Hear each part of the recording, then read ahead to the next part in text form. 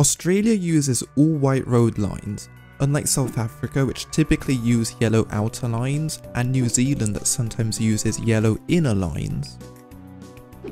The Australian bollard consists of a small white post with a red thin reflector.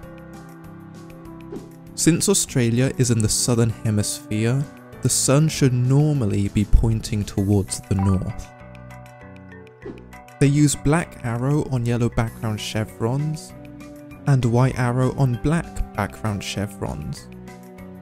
To tell apart the Australian and New Zealand giveaway signs, remember that Australia uses black text and New Zealand uses red text. For country streak purposes, Christmas Island and the Cocos Islands count as part of Australia. The most common road letters are M, A, B and C. Australia is one of the few countries that features every camera generation. Australian poles may have what's known as a possum guard on them, but be careful because you can also find these in New Zealand. This very recognisable pole style is called the Stobie pole, and it's almost unique to South Australia. Western Australia has got a unique orangey red tint to the dirt colour. New South Wales licence plates can be either white or yellow. A common South Australian landscape is light soil with very short eucalyptus trees to the side of the road. Sugarcane crops are by far the most common to find in Queensland. Western Australian bollards are often painted brown at the bottom and may also use a circular red reflector.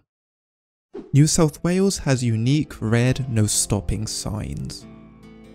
This is what a South Australian property marker looks like. Tasmanian possum guards are olive green coloured, and in general they seem to be the state that uses possum guards the most anyway. Western Australia is the only state to use yellow road posts. Metal poles are almost exclusive to the Northern Territory, and are also wholly, similar to the likes of Poland, Hungary and Romania. Short reflector bollards are significantly more common to find in Queensland and South Australia, however try and not make this the only clue. Also please consider leaving a like if you're enjoying this so far. Victorian poles can be T-shaped, meaning that the vertical insulators are completely flat. Queensland poles have a very similar design, but notice how the insulators are slightly tilted upwards. Western Australian licence plates are blue, and you'll be able to see that through the blur. Keep in mind you may get unlucky and find an old yellow plate. The Northern Territory is the only state that doesn't have any Gentoo coverage. South Australia and the Australian Capital Territory sometimes have small gaps on the outer road lines. Hole markings are a good way to tell Australian states apart from each other. In Queensland, for example, they use a black rectangular box with diagonal writing on it. However, keep in mind a lot of the time the white text isn't visible anymore. They also like using big white rectangular markings with letters and numbers on them as well. New South Wales has many different pole markings, but the most common ones seem to be small rectangular numbered ones, which can be either yellow or white. Victorian poles may have a blue square sticker on them, and I haven't been able to 100% confirm this, but they seem to only be in Melbourne. Western Australian poles sometimes have really long red insulators. New South Wales is the only state to use triple road lines, and the community often refers to them as hamburger road lines. The best way to describe Queensland houses is that they're heavily built around dealing with the climate. For example, they could be built using timber, they could have stilts, and are just overall built in a way to allow for more air circulation. On many Northern Territory posts, you'll see these small orange bands on them. New South Wales has a unique guardrail ending, And for comparison, this is what the regular one looks like. Tasmanian bollards sometimes have a small rectangular black band under the reflector. They can also sometimes be completely red or blue.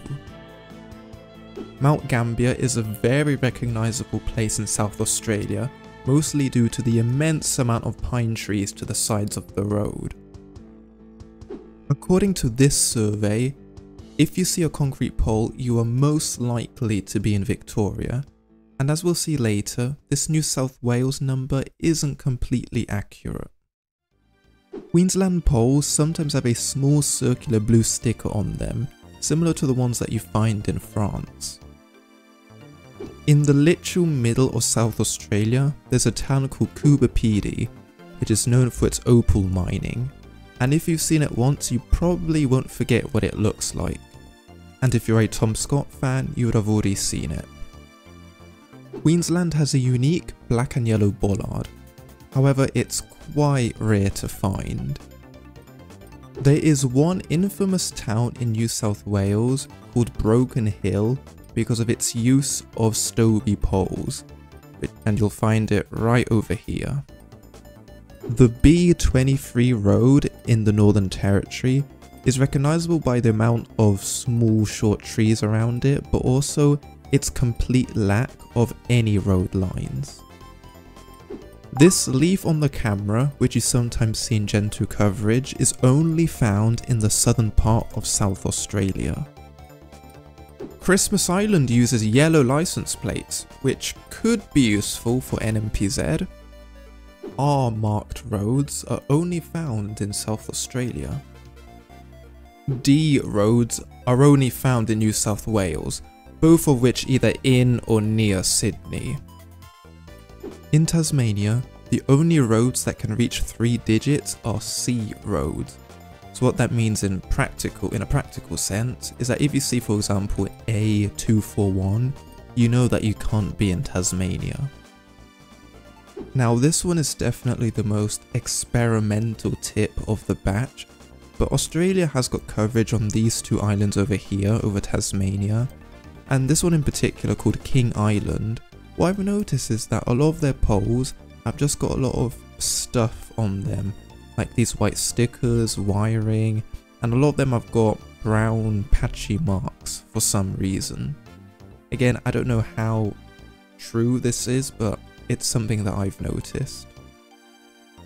Australia has a lot of different national park cars, which I will not be going over today. That will be a topic for a different day.